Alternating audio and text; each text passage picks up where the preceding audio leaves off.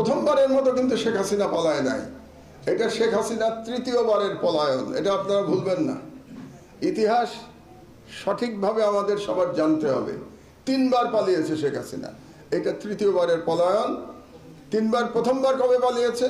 যখন তার পিতা নিহত হয়েছিল 1975 সালের সেনা বিদ্রোহে, তার পিতা নিহত হয়েছিল এবং বাকশালের পতন হয়েছিল। তখন সে বাংলাদেশ থেকে পালিয়ে, সে তখন বিদেশে অবস্থান করছিল। তারপরে সে 6 বছর দিল্লির আশ্রয়ী ছিল। আপনারা অনেকেই হয়তো জানেন, কেউ কেউ জানেন না। 75 থেকে 81 6 বছর দিল্লির আশ্রয় ছিল এবং দিল্লি থেকে তাকে ব্রেন ওয়াশ করা হয়েছে।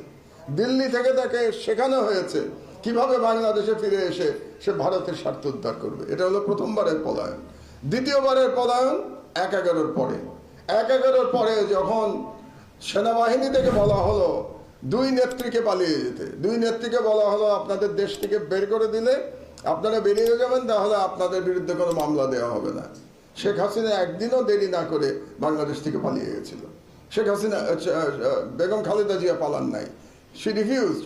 তিনি বলেছিলেন আমি বাংলাদেশ ছেড়ে যাব না। আমি ইতিহাসে নিয়ে লেখাপড়া করি, এই জন্য আপনাদেরকে জানাচ্ছি। যখন বেগম খালেদা জিয়া বললেন যে আমি যাব না, তখন একটা মজার ঘটনা ঘটলো। তখন তো পলিটিক্যালি বেগম খালেদা জিয়া জিতে গেলেন হাসিনার উপরে, কারণ তিনি আর্মিকে চ্যালেঞ্জ করলেন, মঈনকে চ্যালেঞ্জ করলেন, চ্যালেঞ্জ করে বললেন আমি যাব না, আর হাসিনা পালিয়ে গেল। তো রাজনৈতিকভাবে হাসিনা পরাজিত হয়ে গেল।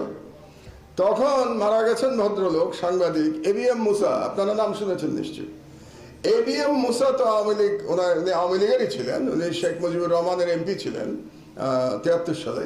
তো এবিএম মুসা শেখ হাসিনাকে ফোন করলেন, ফোন করে বললেন তুমি এটা কি কাজ করলা, তুমি পালিয়ে গেলা, খালেদা জিয়া থেকে গেল, তো তুমি তো রাজনীতিতে আর ফিরতে পারবা না। কারণ খালেদা জিয়া বলবেন যে উনি সাহসী, উনি আপোষ করেন নাই, উনি আপোষহীন, যে কারণে খালেদা জিয়াকে আপোষহীন বলা হয়, যে উনি ফিরবেন না।